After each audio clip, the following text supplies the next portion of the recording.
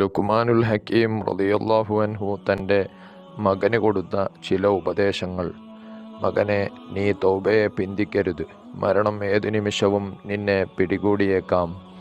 അള്ളാഹുവിനെ സ്മരിക്കാത്ത ഒരു സദസ്സിലും നീ പോയി ഇരിക്കരുത്. എപ്പോഴും നീ അല്ലാഹുമ്മഗ്ഫിർലി, അള്ളാഹുവെ എനിക്ക് പൊറുക്കണമേ എന്ന് പ്രാർത്ഥിച്ചുകൊണ്ടിരിക്കണം. അള്ളാഹു തട്ടാത്ത ചില സമയങ്ങളുണ്ട്.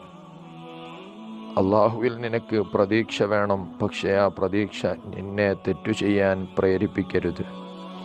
അള്ളാഹുവിനെ നീ ഭയപ്പെടണം, പക്ഷേ ആ ഭയം അവൻ്റെ കാരുണ്യത്തെ തൊട്ട് നിന്നെ നിരാശനാക്കാൻ കാരണമാകരുത്. ഞാൻ മൗനം പാലിച്ചതിൻ്റെ പേരിൽ ഒരിക്കലും ദുഃഖിക്കേണ്ടി വന്നിട്ടില്ല.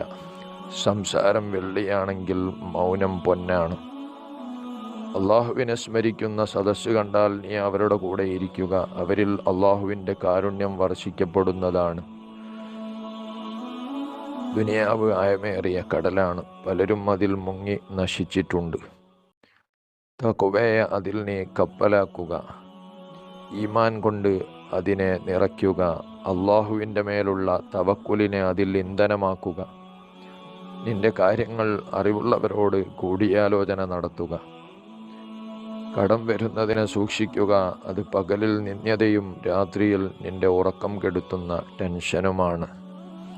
സ്വഭാവം മോശമായവന് സമാധാനം കുറവായിരിക്കും. ജനങ്ങൾ നിന്നെ ബഹുമാനിക്കാൻ വേണ്ടി നീ ഭക്തിയുള്ളവനായി അഭിനയിക്കരുത്.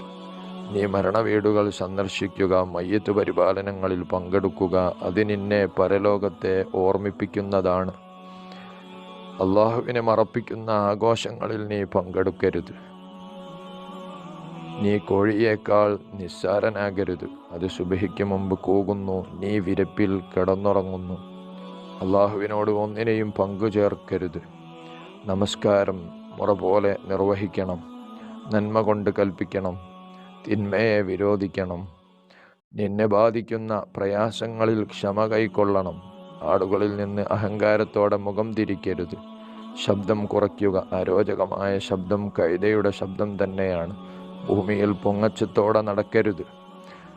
ദുരഭിമാനിയെയും പൊങ്ങച്ചക്കാരനെയും അള്ളാഹു ഇഷ്ടപ്പെടുകയില്ല. നടത്തത്തിൽ മിതത്വം പാലിക്കുക.